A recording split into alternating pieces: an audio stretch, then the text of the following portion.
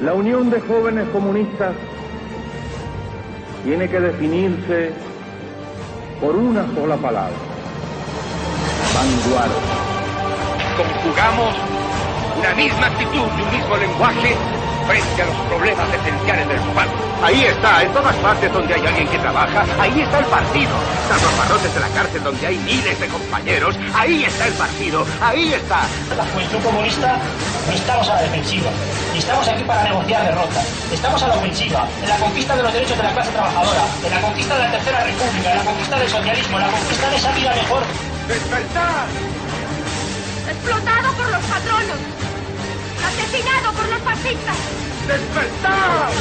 Existe una alternativa. Los comunistas tenemos una alternativa a este fracaso neoliberal que nos están vendiendo. Y sin duda vamos a luchar por ella. Sepan que no se van a enfrentar con señoritos. Sepan que se van a enfrentar con hombres. Forte il pugno che colpirà in ogni paese, in ogni città. Chi cammina sopra i corpi, violenta le culture, cancella i ricordi. Lunes 9 de septiembre de 2013. Programa 41 de Iskra Radio. Hoy, Internet. Come chi combatte sui monti, con le scarpe rotte quando fischia il vento. Come Augusto César Sandino, José Martí. Y para saber un poquito más sobre esto de Internet, hablaremos con tres personas. Una será Nacho, de Nodo 50. La otra será el compañero José Luis, del Comité Central de la Juve. Y la tercera persona será Rana de Bolchevique, un compañero de allá de Twitter.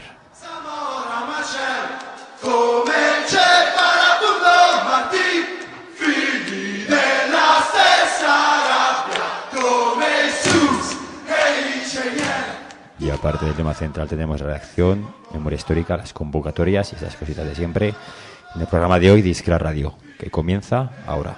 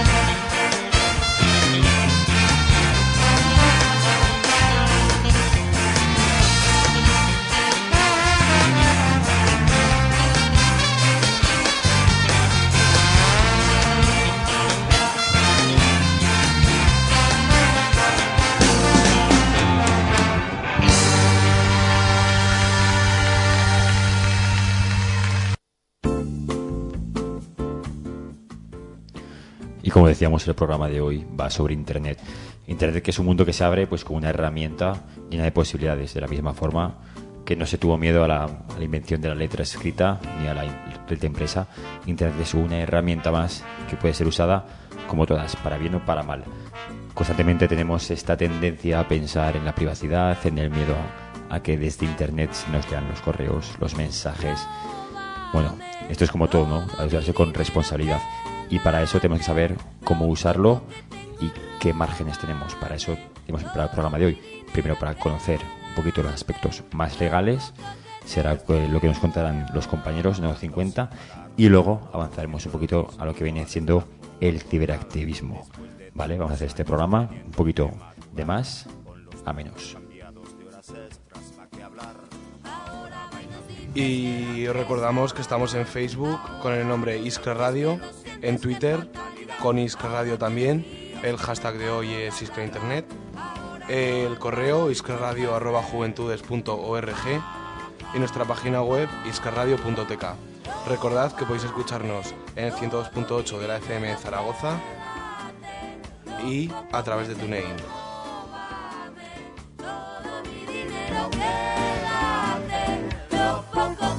¿Para qué sirve el esfuerzo?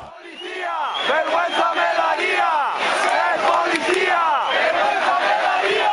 ¡Ser policía! Sé que tus intenciones son buenas, pero ¿no es la policía una fuerza de protección que mantiene el status quo de una élite adinerada? ¿No deberíamos atacar la raíz de los problemas sociales en vez de encerrar a la gente en cárceles superpobladas? Madero es la fuerza policial, Madero al servicio del capital, Madero mercenario beligerante, el perro de presa de la clase dominante.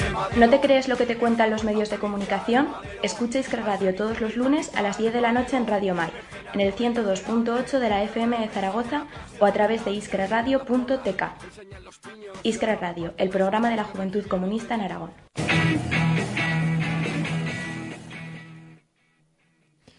Y continuamos empezando ya, encauzando ya que viene siendo el programa de hoy. Decíamos que empezamos un poquito de más a menos. ¿Qué queremos decir con esto? Bueno, que vamos a empezar ahora entrando un poquito en lo que viene siendo la información sobre Internet. Información del mundo de la información. Podría ser el mundo legal, el mundo no legal, la legalidad. Te pueden cerrar una página web de la policía porque sí, te puede intervenir el correo electrónico, que es un servidor libre, que son los dominios alternativos. Bueno, para saber un poco más de todo esto, vamos a contactar con Nacho. Nacho es de Nodo 50, seguramente conozcáis ya qué es esto de Nodo 50. Para el que no lo recuerde, bueno, pues se lo comento un poquito ahora. Nodo 50 es unos servidores que podríamos llamarlos alternativos, diferentes. Bueno, al fin y al cabo son servidores y mejor que ese nombre no lo define nadie. Y son unos servidores que, aparte de una serie de gestiones aparte de Internet, bueno, pues se dedican a alojar contenidos con cierto compromiso político y cierta pues, predisposición al cambio.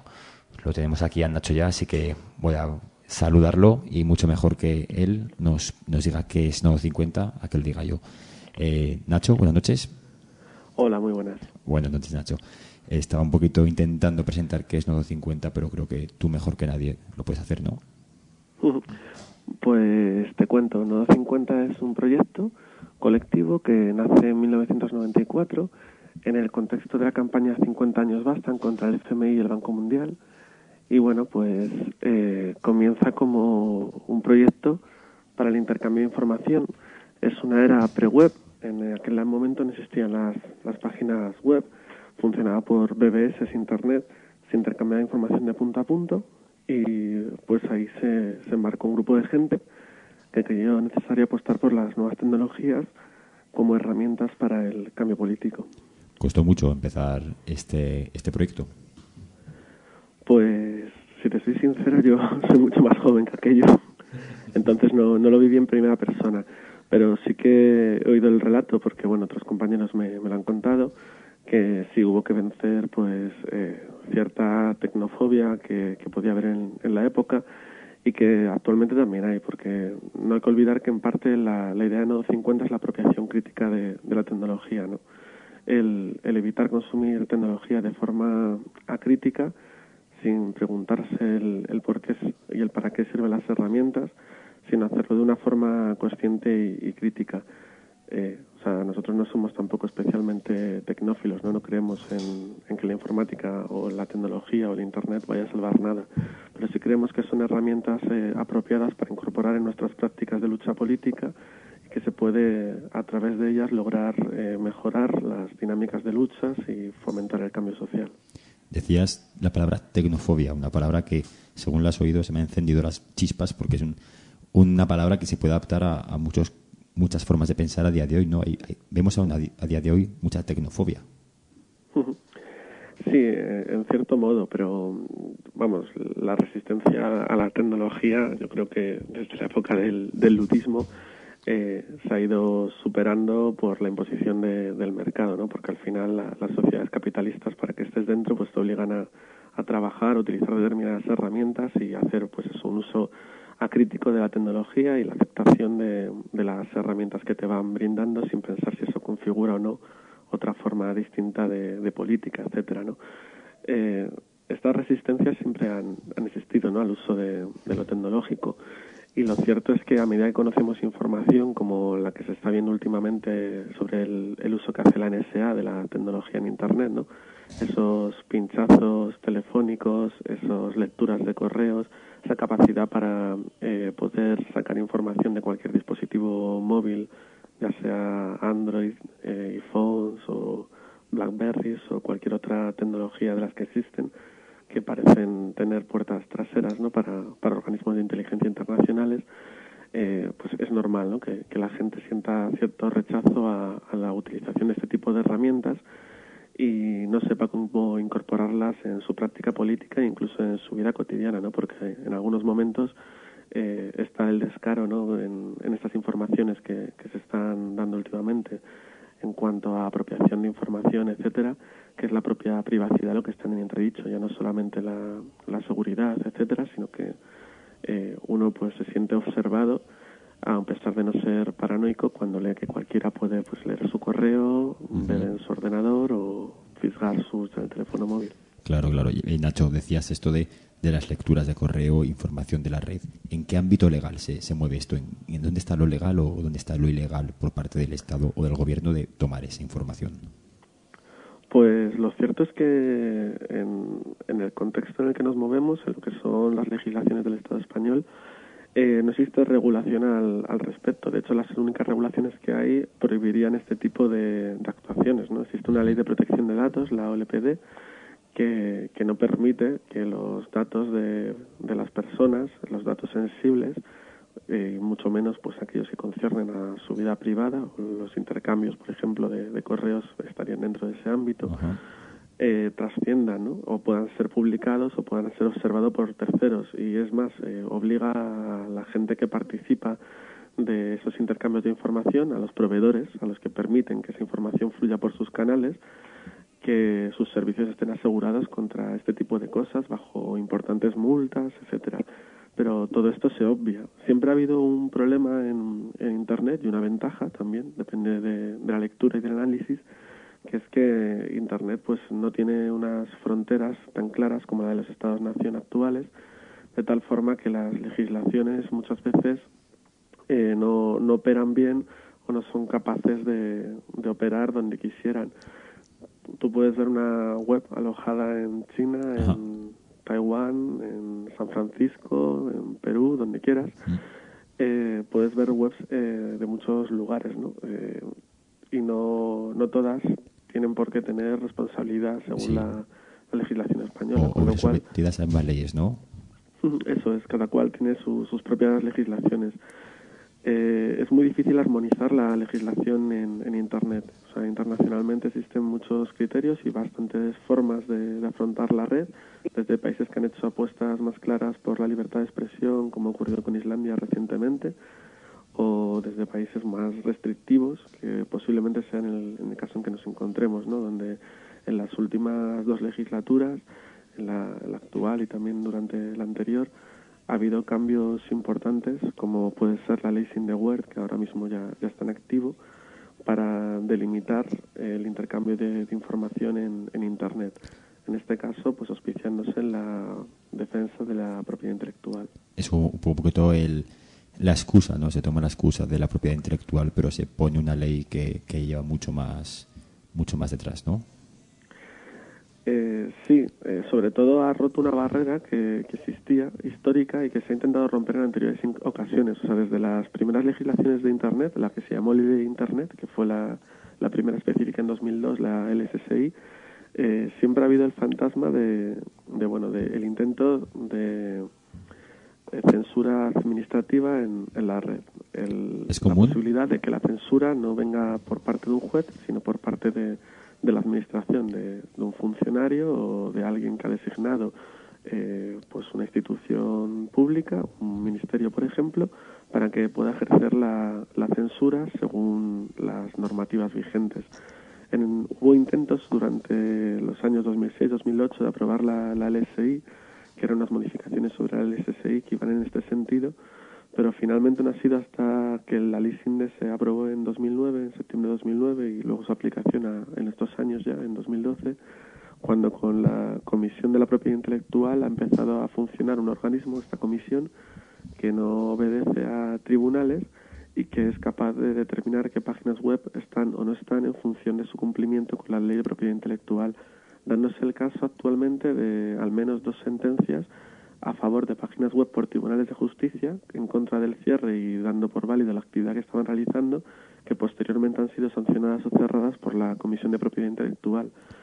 Y aparte, está abriendo la vía a una posible respuesta, o al menos así en los círculos que se mueven contra la ley SINDE, es lo que se está un poco articulando, una respuesta por prevaricación contra los funcionarios, ¿no? Por haber tomado acciones legales en contra de lo juzgado. Sí, ya veo. Veo que hay una especie de doble cara, ¿no? Parece que están poniendo la excusa de la propiedad intelectual y usándolo para otra cosa, pero se suele dar, Nacho, el caso de que se cierren páginas web por contenido pues ya más político, más comprometido. Es decir, si por ejemplo tengo una página web en la que incito, entre comillas, a una revolución, ¿se puede cerrar o hace falta que un juez haga hay un acto, o es la policía la que lo cierra? Es que en este caso, ¿quién determina qué página se cierra y qué contenidos son los que se ven alterados?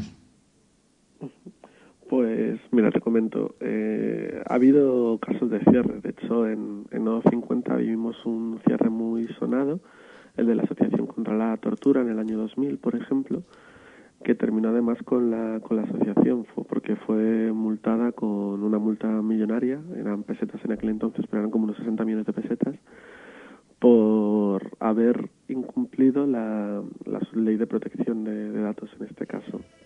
O sea, hay varios factores por los que una página web puede llegar a tener problemas de legalidad en la legislación del Estado español.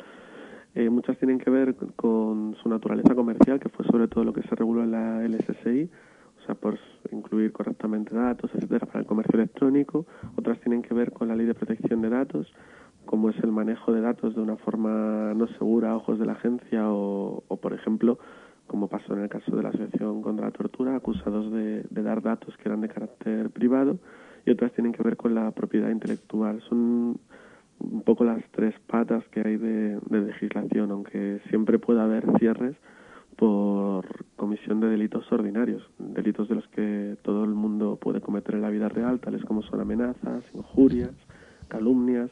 O sea, esos delitos que también existen en la prensa en papel, en televisión, en radio, son aplicables a Internet, y los tribunales así lo entienden. En el caso de la Asociación contra la Tortura fue bastante significativo, porque sí que fue una sentencia que apuntaba maneras y que fue un poco pionera del cierre de páginas web.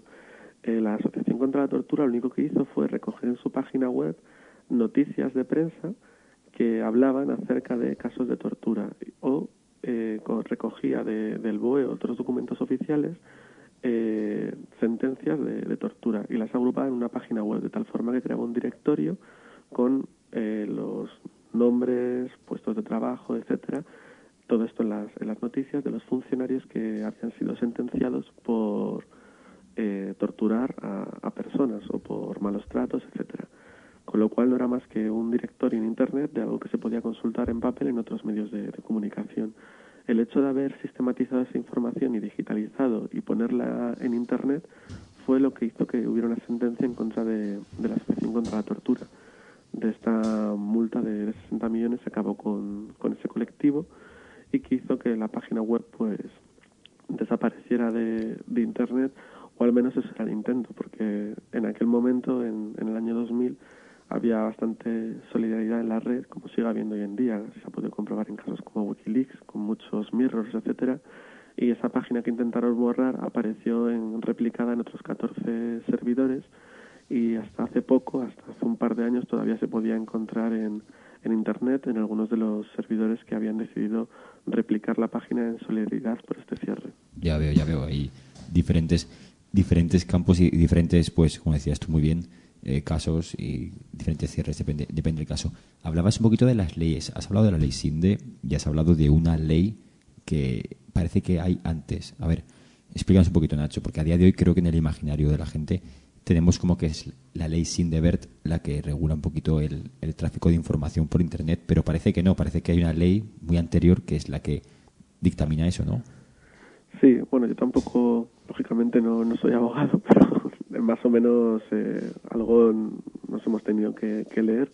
No sé si incurriré en algún olvido o demás, pero un poco en términos generales lo que os comentaba hace un momento, ¿no? Existe la legislación normal, la legislación que hay en el Estado, que se aplica también, como digo, por ejemplo, delitos de calumnias, injurias u otra serie de delitos, como puede ser la incitación a los actos delictivos, cualquier otra cosa, ¿no? La exaltación del terrorismo, bueno, una serie de delitos que se pueden dar ya sea en la vida real como a través de Internet, utilizando Internet como medio de comunicación, y como tales pues están legislados y se persiguen y son sancionados y pueden acarrear pues desde el cierre de la página, si se entiende que la página es la que lleva a cabo ese tipo de emisión, o la de la detención de la persona física que esté llevando a cabo el delito y que se juzgue por eso en la vida real, como ocurre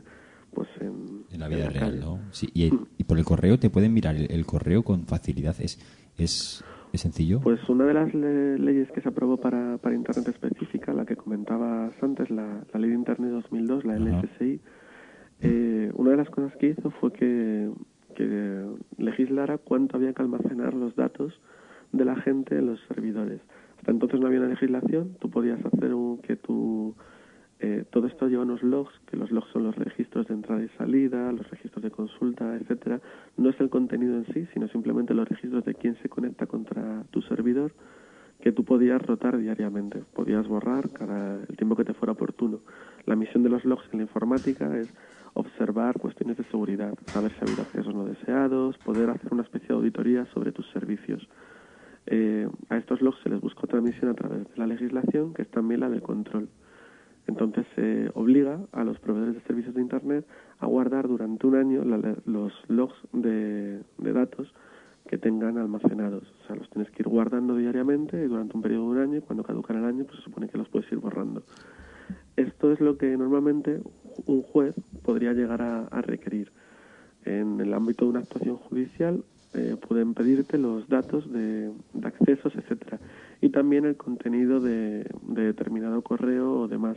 Pero en el caso de los contenidos no existe una obligación de hacer copias de seguridad más allá de creo recordar que son 30 días actualmente, porque ha habido varias modificaciones, pero vamos, que la legislación es mucho menos histórica en el caso de contenidos que en el caso de registros de acceso, donde tienes que guardar al menos un año de historia. Bien. Un pequeño ejemplo, Nacho. Por ejemplo, pongamos que tenemos, bueno, es el caso, ¿no? Por ejemplo, esta radio. Voy a poner el ejemplo de esta radio. Nuestro servidor lo hacemos a través de Google, de una servicio de Google. Es una empresa americana, pero lo hacemos aquí en España.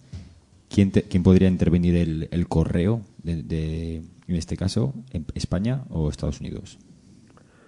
Pues en este caso cualquiera de los dos. Tenemos de perder, ¿no? Sí, no, en principio Google tiene sede aquí y está sujeto a la legislación de España cuando presta los servicios a través de Google España. O sea, ellos registran sedes locales, con lo cual si el gobierno les demanda alguna información, pues seguramente Google, el gobierno me refiero a través de sus instituciones, ya sean policiales, judiciales, etcétera, Google seguramente se la dé. Realmente aquí la diferencia entre las distintas formas de operar tiene que ver con el celo que las personas que ejercen los servicios de Internet, o sea, el proveer servicios, como pueda ser, por ejemplo, Nodo 50, tenga respecto a sus datos. Porque a nosotros nos ha pasado muchas veces que te llaman por teléfono desde particulares hasta policías sin orden judicial intentando averiguar datos de usuarios. Por supuesto, sin orden judicial no se da, y es muy raro los casos de actuación donde realmente la justicia está interesada y donde hay una investigación real. O sea, muchas veces se busca la información simplemente pues por el propio interés de la información, ¿no? Pues para fabricar ficheros policiales o para facilitar determinadas tareas y hacerlo pues al margen de un orden judicial. Nacho. Esto suele ocurrir y el problema que hay es que normalmente muchas empresas tienen incluso convenios de colaboración más o menos abiertos.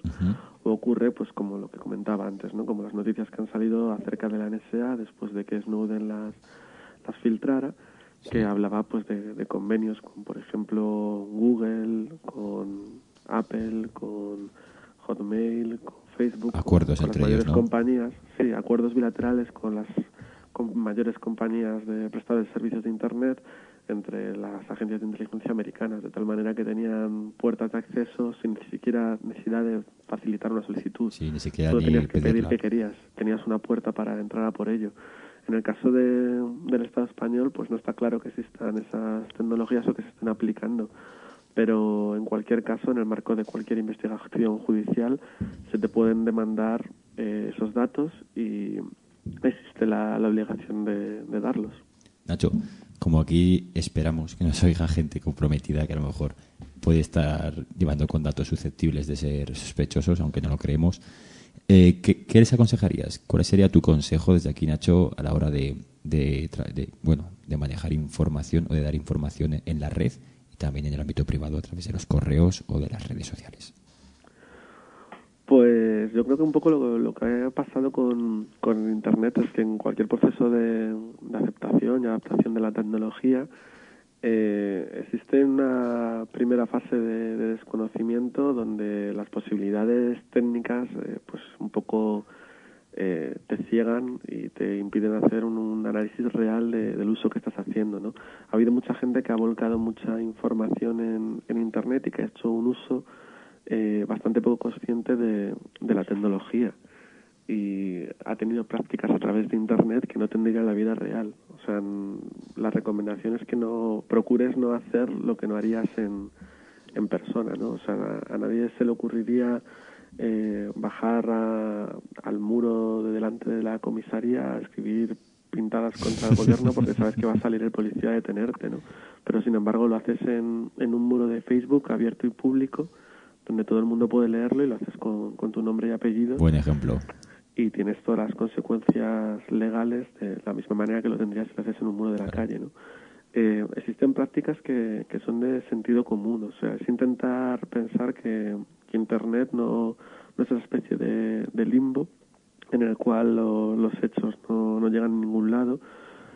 Poco a poco, a medida de que se van conociendo en prensa estas noticias, estas filtraciones y demás, también te vas dando cuenta de que el anonimato no es lo que es, algo que la gente que trabaja en Internet pues lo sabemos de siempre, ¿no? Que no es anónimo, formas Internet. de localizar, etcétera.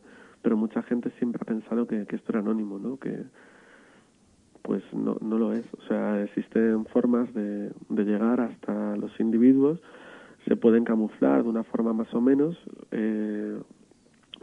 fiable, pero lo cierto es que en la práctica común la mayor parte de la gente expone sus datos cuando navega por Internet, cuando manda correos o cuando participa de algún tipo de debate o cuando está en una red social facilitando tanto sus datos como sus ideas y opiniones. Hay que tener cuidado con lo que se maneja y luego existe también la necesidad de un aprendizaje sobre la tecnología, porque lo cierto es que el conocimiento ayuda a liberarte de parte de estos prejuicios que tiene la tecnología, ¿no? Existen la encriptación para el envío de información privada entre dos usuarios que se muestra todavía segura, incluso en estas últimas filtraciones de Snowden y demás, decía que los códigos de criptografía fuertes con claves compartidas, etcétera, como puede ser el PGP, siguen siendo válidos para intercambiar información entre un usuario y otro cuando esa información es sensible que no tiene por qué ser información ilegal, por así decirlo. Es que incluso cuando tú mandas un correo con tus datos bancarios o mandas un correo con información privada concerniente a tu salud, a tu pensamiento, a tu ideología, deberíamos acostumbrarnos a hacerlo de forma segura, ¿no? Porque son datos que alguien puede estar recabando y que alguien puede leer. Aprendizaje sobre la tecnología, decías. Nacho, me la he apuntado aquí porque es una palabra que creo que voy a usar más de una vez esta noche. Nacho, de Nato 50, muchísimas gracias por haber estado esta noche con nosotros.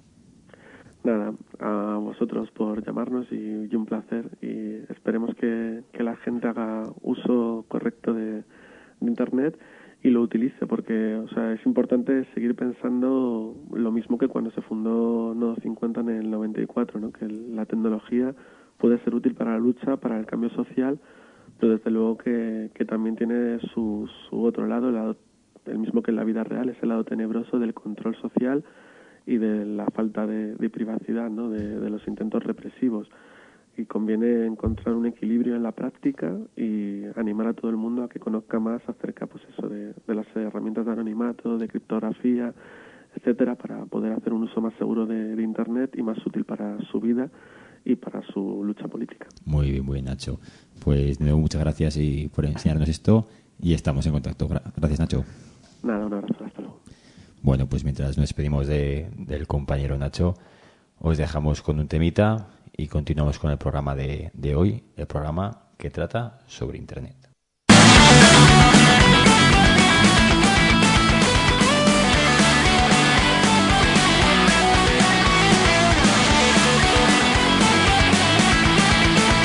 el café me he vuelto a tropezar a una patera flotando a la deriva.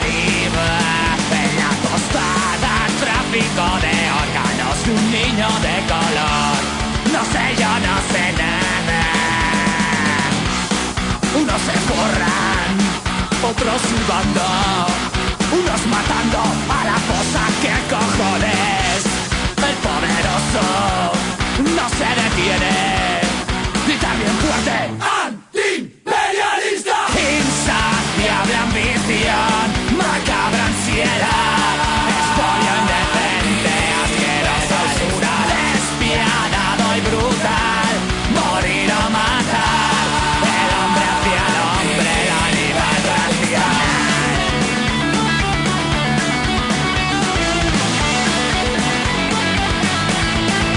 La historia cruel no se puede permitir, dejar vivir en paz a los pueblos explotados. Sigue volando el águila imperial, ahogando el porvenir con sus funestas garras. Su radio Martín, dejando huella, luchando contra el monstruo y la tiranía. Iba por ella, por mi hermana Cuba, por medio siglo de resistencia.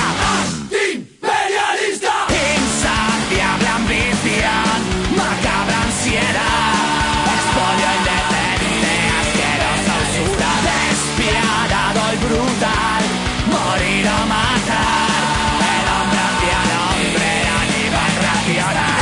Entre la amenaza y la represión, los pueblos sin miedo gritan ¡revolución! ¿Dónde anda el viento? Un nuevo existir, las blancas estrellas antiimperialistas.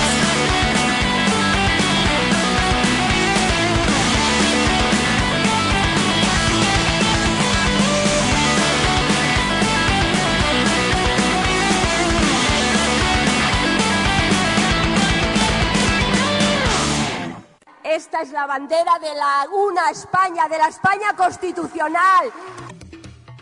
Esta es una gran nación. No estamos en una crisis económica. Bueno, porque yo soy homófobo a lo mejor. ¡Viva Honduras! ¿Y quién te ha dicho a ti que quiero que conduzcas por mí? Conecta con Iskra Radio todos los martes a las 10:30 en el 102.8 de la FM de Zaragoza o a través de www.iskraradio.tk. Iskra Radio, revolución en las ondas.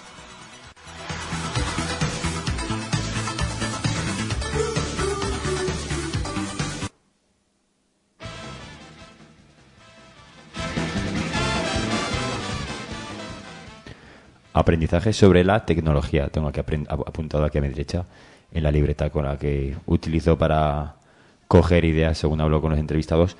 Me ha gustado muchísimo esto y creo que podemos aprender un poquito más sobre la tecnología, cómo usarla y cómo usar esta herramienta que tenemos en nuestras manos. Para eso vamos a hablar con nuestro segundo invitado, que se llama José Luis, compañero del Comité Central de la JUVE, con el que hablaremos del aprendizaje de la tecnología y hablaremos cómo usar esa tecnología. Pero bueno, como siempre, mucho mejor que hable él, que para eso hemos traído a que hable yo. José Luis, buenas noches. Hola, buenas noches. Muy buenas noches, José Luis. ¿Cómo andas? Bien, encantado de participar en este programa y a la espera de vuestras preguntas. Muy bien, José Luis. Estaba repitiendo constantemente este leitmotiv del aprendizaje de tecnología. ¿Cómo usamos esa tecnología, José Luis? ¿Cómo usamos Internet? Bueno, pues el uso de Internet, ¿no?, que ha ido creciendo exponencialmente estos últimos años, pues bueno, ha cambiado lo que es nuestra vida diaria, ¿no? Es evidente que nuestra vida hoy día no tiene nada que ver, pues, como era hace 5 o 6 años, ¿no? Y esto también, pues, ha afectado a nuestra faceta como militantes, como políticos, digamos. Y sin duda, pues, hemos ido también aprendiendo, casi por ensayo y error, cómo es esto de utilizar Internet y utilizar las nuevas tecnologías para hacer ciberagitación, para remover conciencias y para intentar poner nuestro granito de arena en esa construcción de una sociedad nueva y transformar esta sociedad, ¿no? Una sociedad más justa, que se use Internet de una forma justa. Decías, hemos aprendido un poco por ensayo-error, pero también creo que empezamos a ver ahora, o corrígeme si me equivoco, o deberíamos empezar a ver cierta educación sobre cómo usar Internet, o debemos empezar a educarnos, ¿no?, sobre cómo usar Internet. José Luis, ¿cómo lo ves? Sí, ha habido una evolución, ¿no?, que es palpable hoy día en el uso político que hacemos, por ejemplo, de redes sociales. Y pues con ensayo y error me refería a eso, cuando se empezó a popularizar el acceso a Internet, sobre todo Internet móvil, ¿no?, que hoy día es muy habitual que la mayoría de la gente joven pues tenga en su bolsillo un teléfono con el que está conectado las 24 horas del día y puede ser tanto receptor de información como emisor. Pues eso generó unos espacios y generó unas conductas de agitación política que hemos visto cómo han ido evolucionando con el tiempo. Y hoy día, por ejemplo, el uso que hacen las organizaciones políticas de las redes sociales está bastante alejado de lo que eran aquellos primeros días, en cuando raro era la organización, y mucho más la organización juvenil, que tenía espacios en redes sociales y también se producían pues muchos problemas o muchas situaciones un poco caóticas debido a esa inexperiencia en el uso, ¿no? Eso hoy día ha cambiado y hoy vemos un uso, si podemos llamarlo, más profesional, en el sentido de que la gente, los usuarios se han ido formando en ese uso de redes sociales, en el uso de Internet, han ido aprendiendo sistemas y han ido automatizando ciertas conductas que no son tan dañinas, digamos. Han ido aprendiendo un poquito a usar Internet y a llevar mucho mejor esto de la ciberagitación, ¿no?, que me hablabas al principio. Vamos a entrar un poquito más ahí, José Luis. La ciberagitación, ¿cómo ciberagitamos, por decirlo de alguna manera? Bueno, pues ciberagitamos de muchas formas, ¿no? No se diferencia mucho de cómo ciberagitaban nuestros camaradas en el pasado. Nosotros lo hacemos digitalmente y sentados en el salón de casa, pero básicamente por lo que se busca con la ciberagitación es generar debate, es crear conciencia, generar también contradicciones políticas, y para eso pues las redes sociales nos vienen muy bien, ¿no?, al ser un elemento de comunicación instantáneo, de fácil acceso por muchas personas y como digo, pues de una comunicación instantánea que te permite estar al día, casi al minuto, de hechos que pasan tanto en tu ciudad, en tu barrio, como en la otra punta del globo, ¿no? ¿En qué medida? Entonces, Perdón, te he cortado. Sí, no, decía que entonces el uso de las redes sociales pues nos permite precisamente eso, reaccionar bastante rápido a la actualidad y siempre pues si tenemos unos criterios políticos nos facilita mucho la tarea. Sí, una respuesta rápida con una formación previa bastante profunda, podríamos dejarlo. ¿Y en qué medida puede llegar a ser exitosa una ciberagitación o un llamamiento a través de Internet? Porque vemos que es común ver un grupo de Facebook o un hashtag en el cual miles de personas parece que se apuntan a hacer la revolución, pero el día que hay que hacerla o el día que hay que estar en la calle, parece que estamos un poquito los de siempre. ¿En qué medida eso es éxito o es una burbuja? Eso pues tiene su parte de burbuja y su parte que no es tanto de burbuja. Es cierto que quien crea que va a hacer la revolución a través de redes sociales o que va a ganar unas elecciones o va a organizar un movimiento de protesta exitoso, pues se equivoca. Las redes sociales ayudan a eso.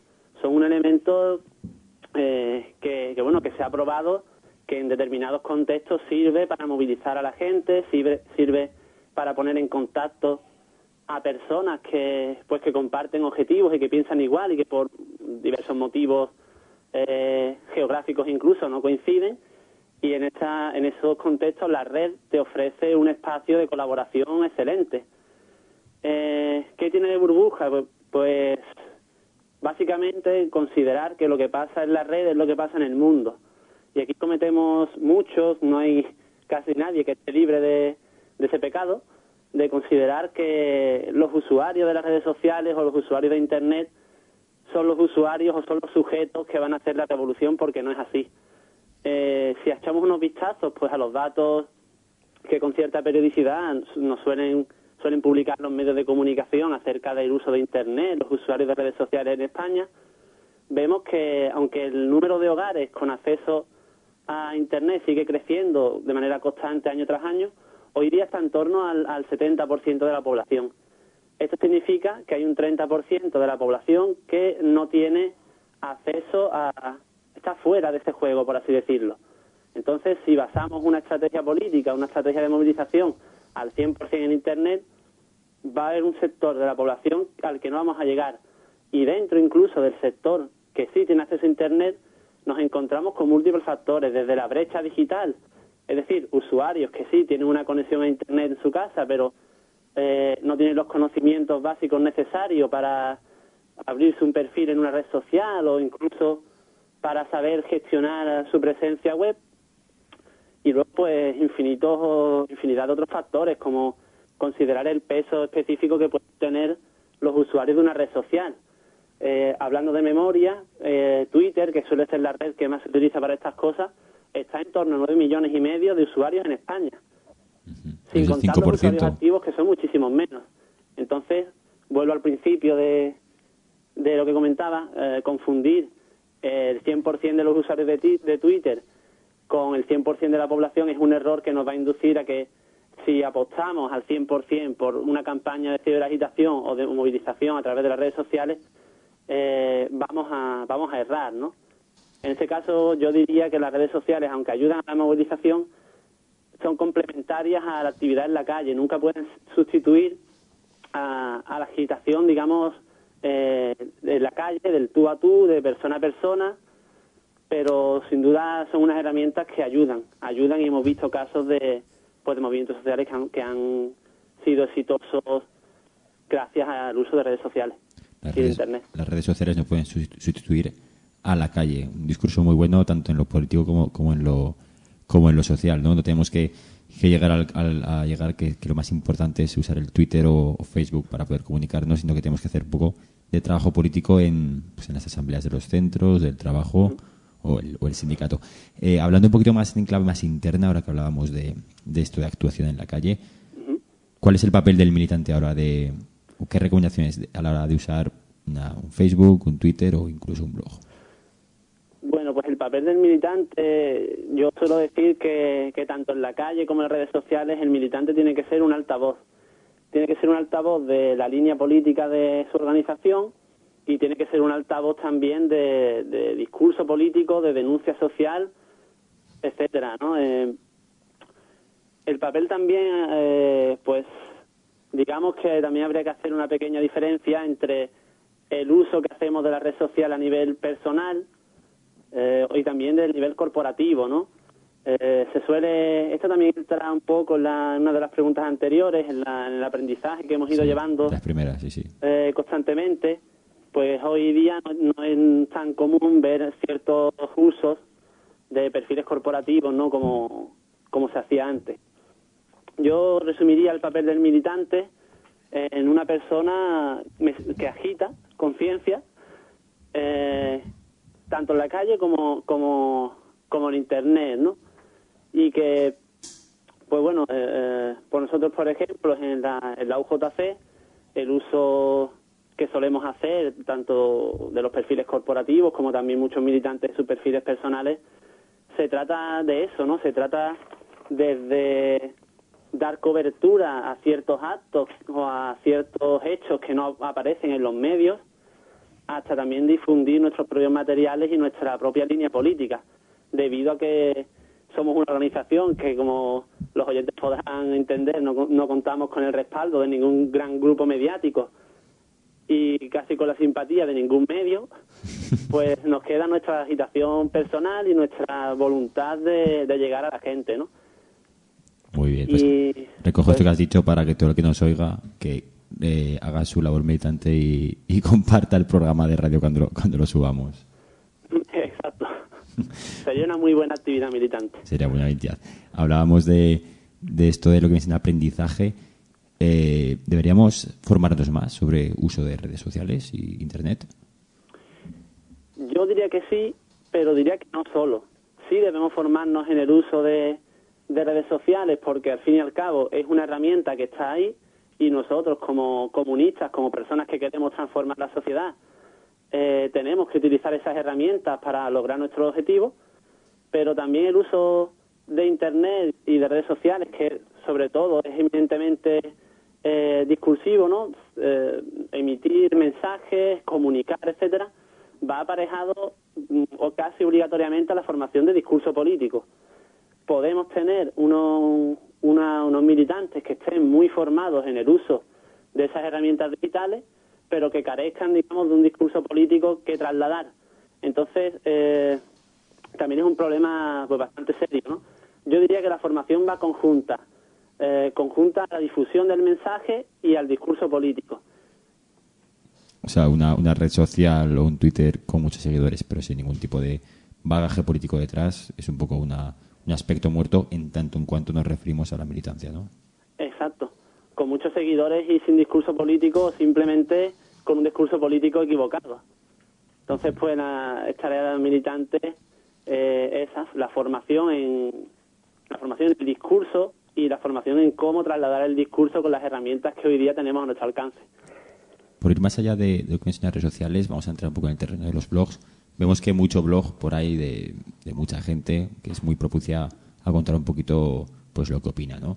¿En qué medida un blog puede ser una forma de actuar en la sociedad o en qué medida puedes llegar a gente? Sí, pues el blog también es otra herramienta más que tenemos a nuestro alcance, otra herramienta de comunicar de otra manera diferente, que no cuenta con las limitaciones que puede contar un estado de Facebook o los 140 caracteres de Twitter, ¿no? Desde el blog, el blog nos permite lanzar nuestro mensaje de otra manera. Un blog siempre es o bien un blog corporativo pongamos un colectivo local, o un blog personal, en cuyo caso el que habla no es portavoz de la organización en sí, sino es un militante que da su opinión personal respecto a ciertos temas. Y eso puede dar mucho juego y puede dar mucha visibilidad si sabemos, sobre todo si sabemos gestionar y si nos gusta escribir y nos gusta enredar un poco también en el mundo de los blogs y tal. Pues, por ejemplo, nos permitiría, hay muchos blogs también digamos, del entorno UJC, entorno PC, entorno IU, que hacen una labor encomiable de trasladar ese discurso, de aportar al discurso, de aportar al debate político, y en este caso es un gran aporte. Yo diría que si nos está escuchando algún militante al que le guste escribir, le aconsejaría que se lanzara a este mundo del blog, porque si le gusta y tiene ganas, es un mundo también gratificante cuando ves que la gente te lee, que la gente te sigue y que estás construyendo ese discurso político, que estás ayudando a construir este discurso político del que desgraciadamente pues la izquierda nos encontramos bastante faltos hoy día. Bien, José Luis, me gustaría también, como siempre hacemos para finalizar cada entrevista, que el invitado lanzara una pequeña reflexión sobre lo que viene siendo este tema. Estamos hablando un poquito de la ciberagitación. José Luis, me gustaría que lanzaras una reflexión final, unas ideas sobre lo que es la ciberagitación y el papel que ha de tomar. Pues la ciberagitación, yo diría que es trasladar nuestro discurso político a través de las herramientas comunicativas que disponemos a través de Internet. Y que hay que saber, hay que conocer ciertos aspectos y cierto lenguaje que tiene cada red social o cada espacio de Internet en el que comunicamos, y que bien utilizado, puede darnos bastante visibilidad y puede dar a la organización pues una capacidad de llegar a gente a la que normalmente no llegaríamos. Bien, José Luis, pues bueno, muchísimas gracias por haber estado aquí con nosotros esta noche. Muchísimas gracias a vosotros por hacerme partícipe de este programa, y os doy la enhorabuena y os animo también a seguir, que también hacéis un gran trabajo. Muchas gracias, José Luis. Nos vemos. Nos vemos, un saludo. Bueno, pues mientras despedimos también a José Luis, vamos a seguir avanzando en el programa de hoy, en el programa de ciberagitación, y en breves tendremos a Rana Bolchevique, compañero de Twitter, pero antes vamos a hacer un pequeño descanso y nos vemos en 5 minutos.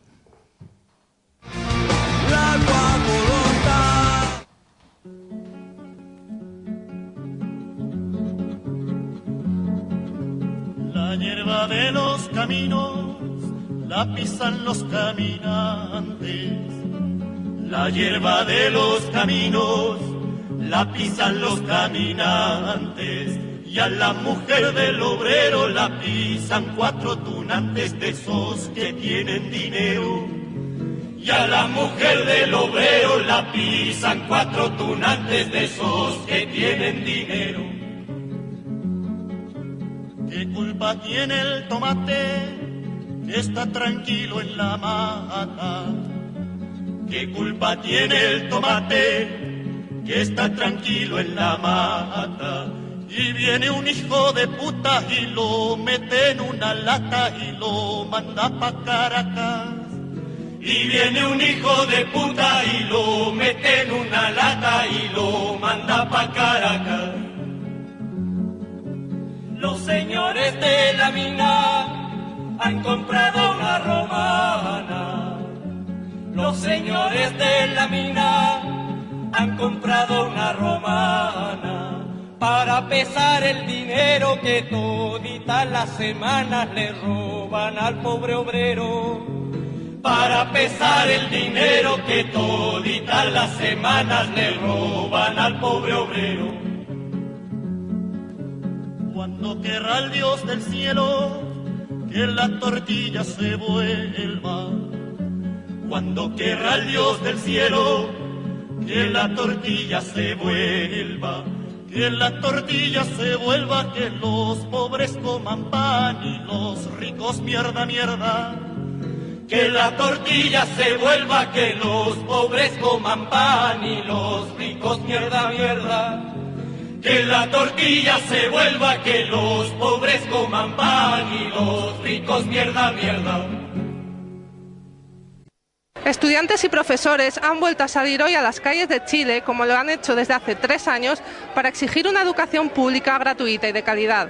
Esta vez las manifestaciones han estado marcadas por la conmemoración la próxima semana del 40 aniversario del golpe de Estado de Augusto Pinochet, que implantó el régimen neoliberal contra el que los estudiantes protestan ahora. Hemos marchado por 40 años teniendo en el pecho a nuestros familiares. La defensa de los derechos humanos hoy día en el país. derecho a la educación, derecho a la salud, derecho a pensiones dignas, término de esa constitución fascista y antidemocrática. Venceremos, venceremos, con Allende en septiembre a vencer. Venceremos, venceremos, la unidad popular al poder. ¿No te crees lo que te cuentan los medios de comunicación? Escucha Iskra Radio todos los lunes a las 10 de la noche en Radio Mai, en el 102.8 de la FM de Zaragoza, o a través de iskraradio.tk. Iskra Radio, el programa de la Juventud Comunista en Aragón.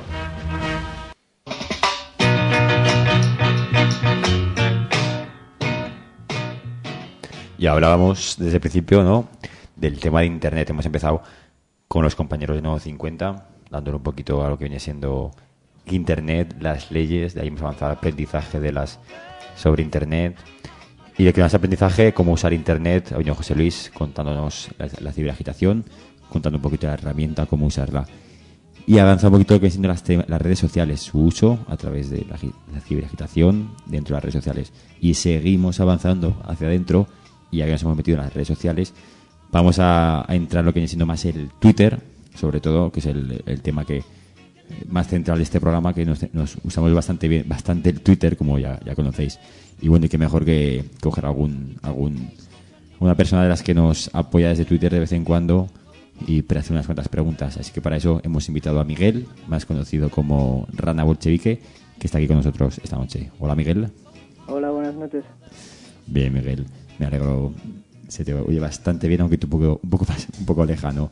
Miguel, coméntanos un poquito. Estábamos hablando de la ciberagitación, las redes sociales, y ahora entramos en Twitter y la ciberagitación. ¿En qué medida es factible? Bueno, a ver, hay que tener yo creo que 2 puntos bastante claros. Y es que hoy en día la gente se pasa bastante más horas en el ordenador o delante del móvil con Internet que en la misma calle.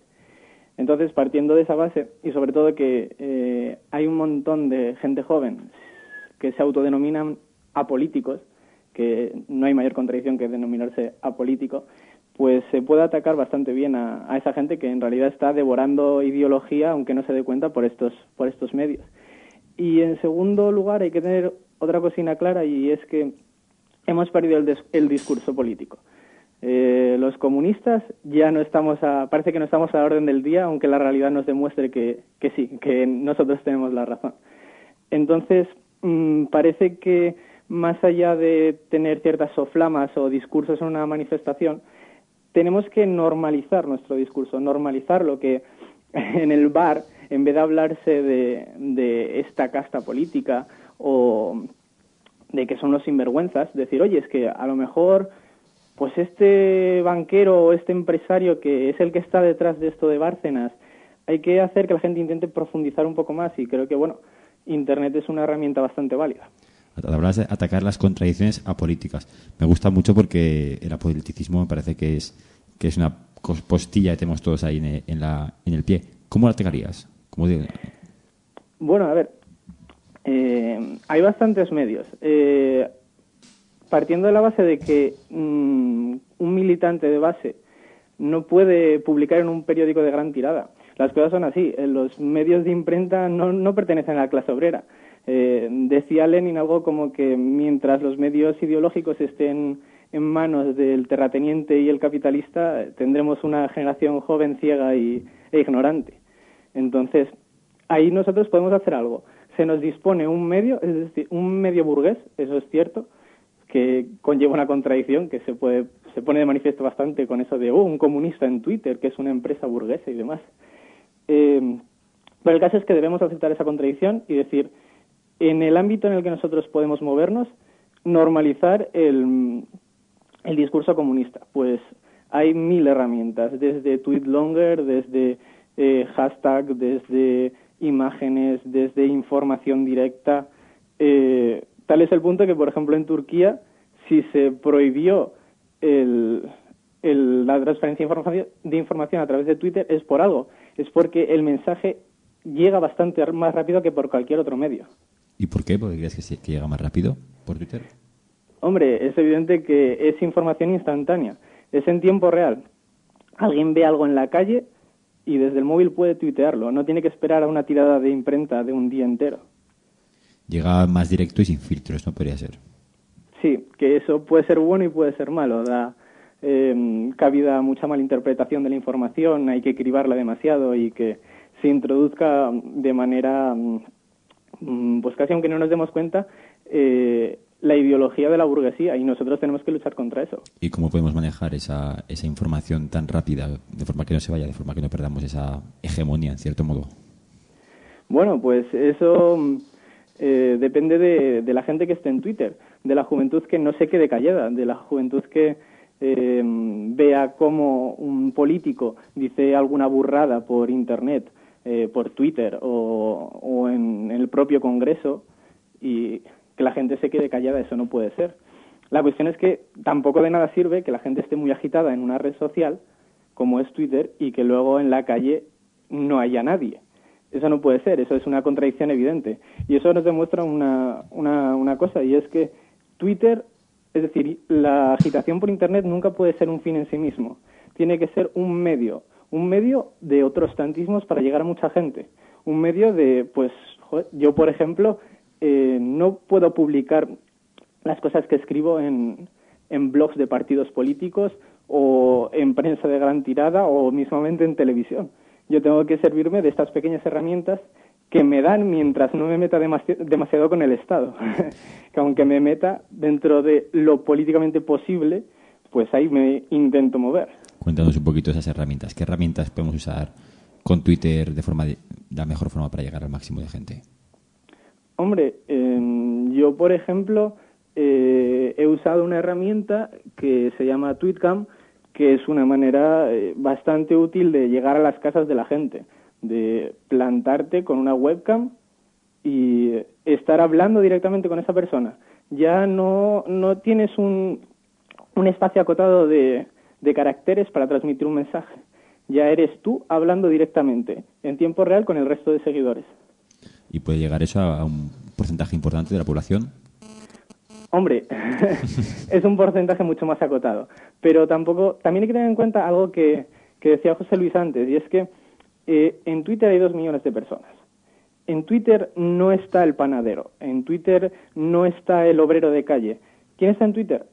La gran mayoría de personas que están en Twitter son gente joven. Nosotros debemos atacar a ese sector de la población que podemos atacar desde Twitter. Sería estúpido intentar abordar a grandes intelectuales o a obreros desde Twitter, porque es un sector de la población al que no vas a llegar, imposible.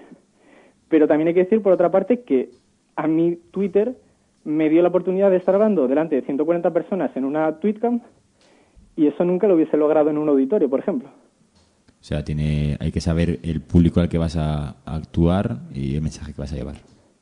Sí, claro, eso es pura táctica política. Si pretendes, es lo que comentábamos antes, si pretendes hacer una revolución desde Twitter, te vas a quedar tú solo con 4 amigos. Eso es un hecho evidente. Pero también hay que decir, por otra parte, que tiene su influencia. Y lo vemos en los propios partidos burgueses. Los propios partidos burgueses tienen cuentas de Twitter. Y no solo tienen cuentas de Twitter, sino que, por ejemplo, algún partido se ha descubierto que tenía seguidores fantasma o programas que te suben los seguidores de Twitter para ver que tienes más influencia entre la juventud. O sea, eso está comprobado que si el enemigo usa esas herramientas porque es útil. Sí, eso es evidente. A ver, continuamos, Miguel, hablando un poquito de Twitter, porque ya sabes, bueno, también lo sabes tú bien, que Twitter es una herramienta que usamos bastante en este programa. Por ejemplo, tuvimos un par de trending topic en esta última temporada. ¿Tener un trending topic es sinónimo de visibilidad o es sinónimo solamente de visibilidad en una parte concreta? Hay que tener cierto criterio a la hora de analizar un trending topic. Un trending topic te muestra una estadística. Te está diciendo que mucha gente está hablando de algo. Que mucha gente está hablando de algo no quiere decir que está hablando ni bien, ni mal, ni que esté a favor, ni que esté en contra. Quiere decir que estás creando un debate. Por tanto, puede estar bien, pero quizá no sea reflejo de una realidad. Pero obviamente que, yo qué sé, orgullo comunista o cualquier hashtag que llegue a ser un trending topic de España o ya no digamos mundial, bueno, durante ese momento, durante esos pequeños minutos, has creado un cierto debate. No hay que irse más allá. Justin Bieber consigue trending topics todos los días y no por ello creo que vaya a haber una revolución de believers. Decías que el trending topic crea debate y luego cómo manejarlo. Tal vez aquí pecamos un poquito las organizaciones que nos esforzamos mucho en intentar crear un trending topic, pero tal vez no sabemos cómo manejar ese debate o crearlo o llevarlo de manera exitosa. Hay ciertos grupos que se han dedicado a crear hashtags e intentar dominarlo un poco ideológicamente. Pero yo creo que eso va un poco en contra de la concepción marxista de lo que se puede considerar conciencia, aunque yo creo que desde Twitter no se crea conciencia, sino que se crea una reflexión. Y es que tú no puedes pretender que una vanguardia cree un movimiento de masas. En cualquier caso, harás que esa vanguardia logre guiar ese movimiento de masas. Un trending topic se considera, o podría considerarse, en el sistema que es Internet, una especie de movimiento de masas. Quiere decir que las masas espontáneamente están hablando de un tema.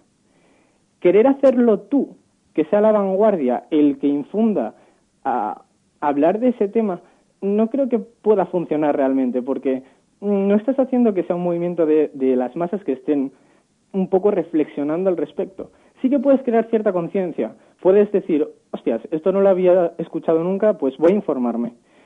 Pero probablemente las únicas personas que estén atentas a ese trending topic sean las personas que ya estaban medianamente concienciadas de antes y por tanto no creo que sea no sea muy útil al respecto. Entonces permíteme, creo que la reflexión es no crear trending topics, sino usar los que hay ya. Exacto. Y meter el discurso ahí dentro. Sí, yo creo que sí, que esa debería ser un poco la clave. Yo considero que eso, crear un Twitter desde un par de cuentas no es realmente útil. Lo útil sería intentar canalizar un trending topic que se esté dando. Y esos trending topics, ¿tenemos que actuar solamente sobre los trending topics políticos? Por ejemplo, es fácil encontrar un trending topic que ponga Bárcenas o Rajoy. O también podemos meter en temas transversales, como por ejemplo, bueno, aquí en Zaragoza es común ver un trending topic sobre el Real Zaragoza. O en muchos otros lugares veremos trending topics que tienen que ver con el fútbol o con aspectos un poco más televisivos. ¿Ahí podemos meter cierto discurso político? Sería posible intentar normalizarlo. A base de uso se crea callo. Es decir, a base de estar hablando y repitiendo un discurso político, las masas, quieras que no, tienden a aceptarlo. Y sobre todo, hay algo que a mí me parece algo evidente. Y es que a gente de calle, a un estudiante, por ejemplo, le preguntas quién es el secretario o el vicesecretario o una cúpula de un partido comunista y probablemente no te sepa decir a más de 3 personas. Y ya me parece ser muy optimista. En cambio, le dices, dime 3 cuentas de Twitter comunistas. Entonces ahí ya las cosas quizá cambian. Quieras o no, se está creando parte de ideología entre gente que, quiera o no, está transmitiendo un mensaje político. Mensajes apolíticos no existen, todos por detrás llevan una ideología. Entonces, puedes intentarlo, pero creo que no vas a ser muy escuchado. Vemos bastante, eso es cierto, que hay bastantes twitters, bastantes tweets con bastante gente detrás que dicen ser de izquierdas o que son realmente de izquierdas y tienen bastantes seguidores. Pero eso luego no se refleja a la hora de mover gente en la calle. ¿Por qué? ¿Dónde está la brecha?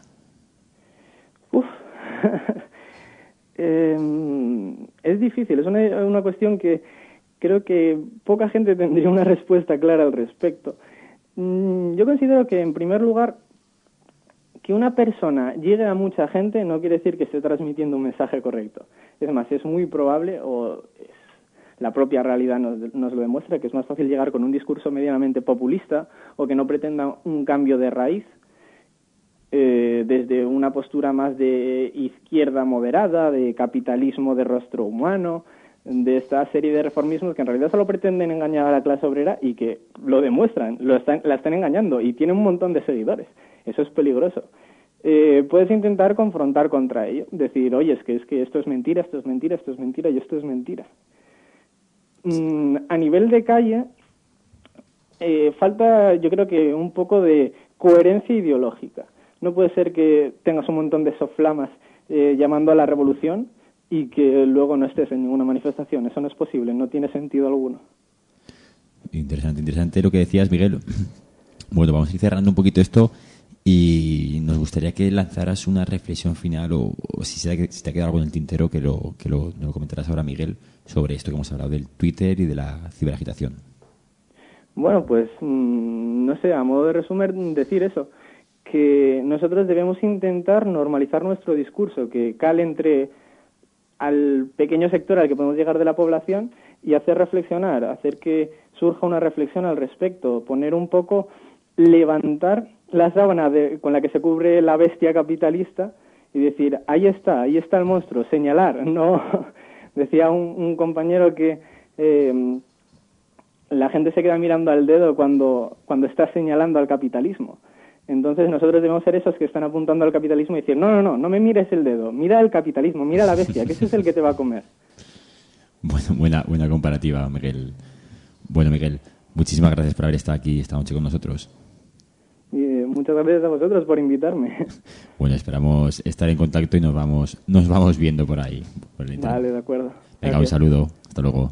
Adiós. Bueno. Tienes que comerte un trabajo asqueroso por esa mierda que te suelen pagar.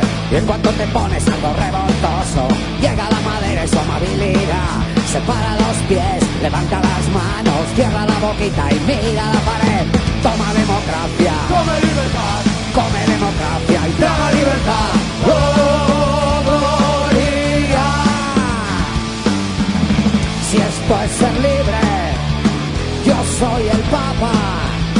Menuda banda de macarras. Toma democracia y come libertad. Come democracia y traga libertad. Y un os es aro, vuelve la moda militar. Un os es aro, el negocio de matar. 1, 2 y 3, víctimas ensangrentadas. La función del miedo sigue siendo vital. Toma democracia, traga libertad. Come democracia y traga libertad. ¡Oh, gloria! Si esto es ser libre, yo llevo bragas. Menuda banda de macarras. La democracia y sus valores. Vaya cuadrilla de cabrones.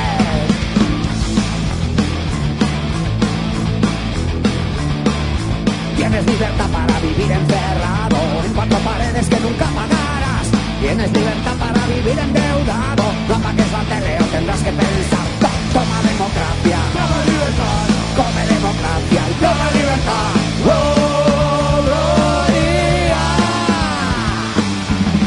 Si esto es ser libre, yo soy el Papa. Menuda banda de macarras. La democracia y sus valores. Vaya cuadrilla de cabrones, cabrones, cabrones, cabrones, cabrones. La democracia y sus valores. Vaya cuadrilla de cabrones. Si esto es ser libre, yo soy el Papa. Menuda banda de macarras. Toma democracia y trágatela. Te metiste conmigo, pajarito. Te metiste conmigo, pajarito. Te metiste conmigo, pajarito. Te metiste conmigo, pajarito. Te metiste conmigo, pajarito. Y vamos a pasar a leer unos tweets que han escrito hoy en el hashtag IskraInternet. Dice Lisa, en Twitter la inmediatez de la comunicación y cantidad de información no procesada no deja poco espacio al pensamiento crítico. Nacho, No se puede imponer un tema de conversación, hay que usar los que ya hay y meter discurso en ellos.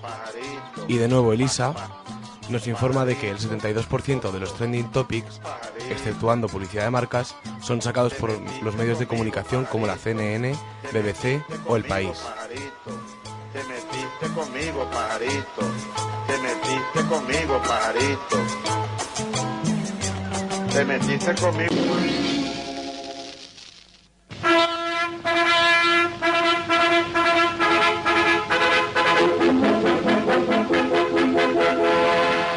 Noticiario y documental de la redacción.org. Prepárate para dejar de ser manipulado.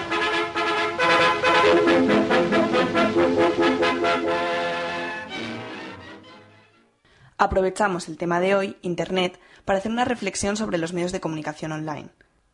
En los últimos tiempos se ha puesto de moda creer en Internet como un salvador de la comunicación, como un lugar donde, con la ayuda de las redes sociales, al fin podemos expresarnos con libertad, como el fin de los tiempos de censura y la hegemonía de los mass media. Analicemos la realidad. Según datos del Instituto Nacional de Estadística, el 63,9% de los hogares españoles tiene acceso a la red.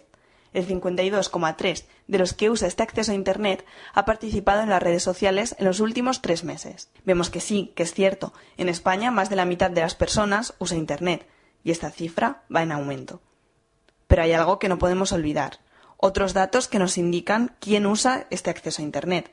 Pues según el INE, los datos indican que en las redes sociales los más participativos son los estudiantes, suponiendo un 90,02%. Además, ¿se usa Internet y las redes sociales para obtener información? Si nos centramos en el mundo de la comunicación, observamos que según el CIS, para informarse, la mitad de los españoles, un 56,8%, prefiere la televisión, seguido de la radio, con un 13,7%, y que los periódicos digitales ocupan un tercer puesto, con un 11,9%. 7 de cada 10 españoles ve las noticias en la televisión a diario. La televisión sigue siendo el medio favorito de los españoles, por mucha revolución tecnológica que estemos viviendo. Como medio más fiable, es la radio la que aparece en cabeza de las encuestas, con 5,85 puntos frente a una tercera posición de la prensa únicamente digital. No es nuestra intención menospreciar el valor de la red para la propaganda y la agitación, pero sí lo es dar una llamada de atención que nos haga ser conscientes de que en Internet nos dirigimos a un determinado sector de la población, no a la mayoría. La mayoría sigue sin informarse a través de la red. La mayoría no lee nuestras webs, ni nuestros periódicos, ni nos sigue en Twitter. La mayoría sigue pegada a la pantalla del televisor y es el informativo de Antena 3 o el de Telecinco el que diseña su visión del mundo. Solo siendo conscientes de esta realidad, podremos elaborar una estrategia comunicativa y propagandística adecuada que no nos haga olvidar que los muros, los carteles, el boca a boca y el contacto humano siguen siendo necesarios. Visítanos en laredaccion.org para descubrir más manipulaciones de los medios de comunicación, por un periodismo libre y crítico. laredaccion.org.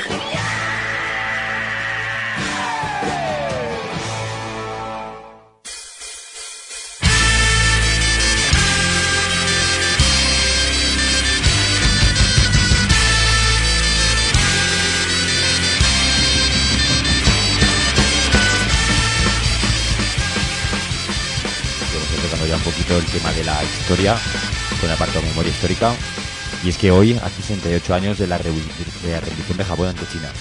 Esta es una de las fechas más importantes para el imaginario de la Asia Oriental. Desde un punto de vista más eurocéntrico, desde nuestro punto de vista, conocemos bastante bien los sucesos que ocurrieron en Normandía, ¿no?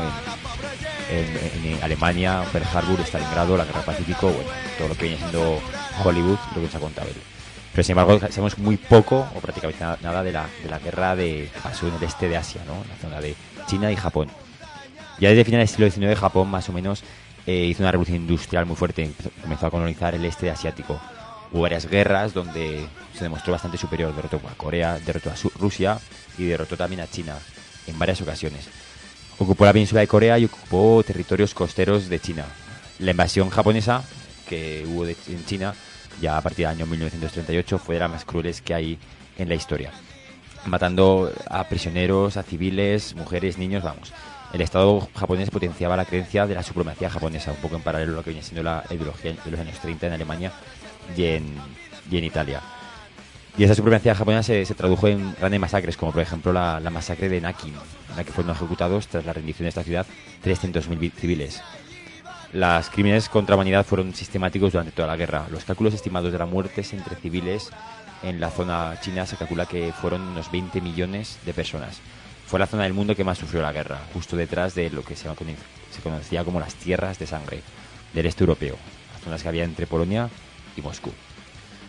La invasión japonesa de China es una de las, sin duda, de las invasiones más duras y crueles de la historia, comparable a la invasión nazi del este de Europa. Sin embargo, tras la rendición japonesa, el 9 de septiembre, tal día como hoy, no todos los responsables fueron juzgados. A ver, si en los juicios de Nuremberg muchos cuadros intermedios nazis acabaron sin condena, en los juicios paralelos que se realizaron ya en el Oriente, la impunidad fue todavía mayor. Unos cuantos militares fueron juzgados y ejecutados, pero sin embargo prácticamente todo el Estado japonés salió impune sin ningún tipo de modificación en lo que viene siendo su estructura. Jamás se reconocieron los crímenes de guerra que Japón hizo contra la población china y coreana. A día de hoy ya ningún gobierno de Japón ha reconocido los crímenes, lo que sigue siendo un tema bastante conflictivo entre China, Corea del Norte y el propio país nipón. Este es uno de los casos de revisionismo histórico más flagrantes que existen. ¿Qué legitimidad le puede crear al Estado japonés? Y a Occidente, que tanto persigue unos crímenes y otros tampoco, podemos saber perfectamente lo que está sucediendo a día de hoy. Este puede que sea el mayor ejemplo del doble rasero que Japón, que ahora es un aliado estratégico imprescindible para Estados Unidos en Oriente, se le pueda perdonar todo, incluso el no reconocimiento del asesinato de 20 millones de personas. Amb un martell a la mà, un camarada es defensa. Quan sigui de nit, amb l'explotació sobre la ciutat. Hi ha la nostra idea que s'aixecarà i caminarà. Entre qui em passa su hoy por. Ahora pasamos con las convocatorias de esta semana. Mañana martes a las 8, Asamblea Feminista en el local Treciclo, en la calle Liñán 8 del barrio La Magdalena. Luego el 11 de septiembre, miércoles a las 8, en el busto de la avenida de Salvador Allende, junto al Valle de Broto en Zaragoza, homenaje a Allende por el aniversario de su muerte. Luego el 12 de esta semana a las 8 en Plaza Aragón, concentración contra los despidos de Tuxa. ¡Súbate a la suerte!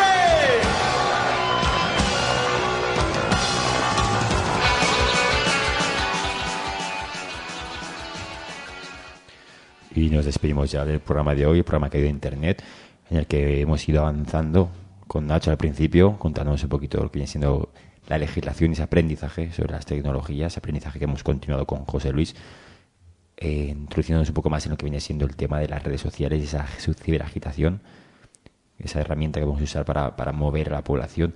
Y también para mover a la población podemos usar otra herramienta que es el Twitter, en la que Miguel, compañero de Rana Bolchevique, nos ha comentado un poco las herramientas y las formas de actuar con esa herramienta. Esto ha sido todo el día de hoy. Muchas gracias por haber estado ahí y nos vemos en el programa que viene, un programa que tratará sobre la guerra, un tema bastante interesante porque estamos en vísperas de una declaración de guerra a Siria, así que esperemos que ese programa sea al menos hecho en tiempos de paz.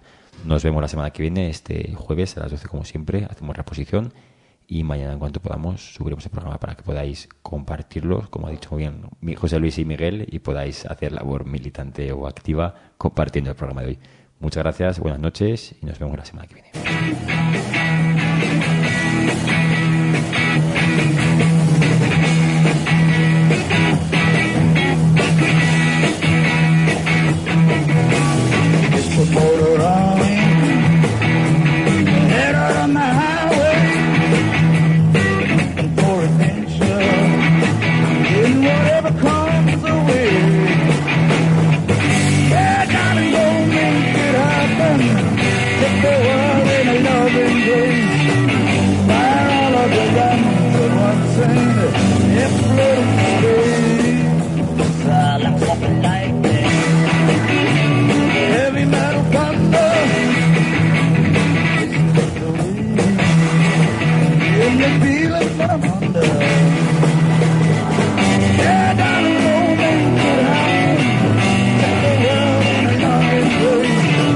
Bye.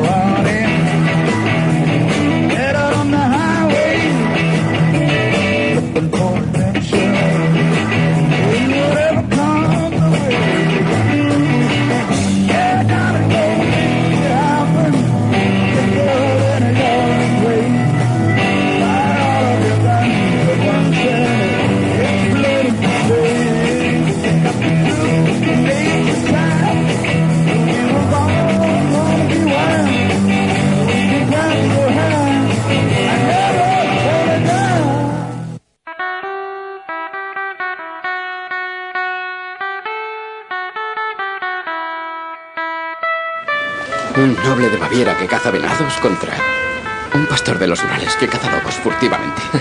Es algo más que un enfrentamiento entre dos naciones. Es la esencia de la lucha de clases. Conecta con Iskra Radio todos los martes a las 10:30 de la noche en Radio Mai, en el 102.8 de la FM, o a través de www.iskraradio.tk.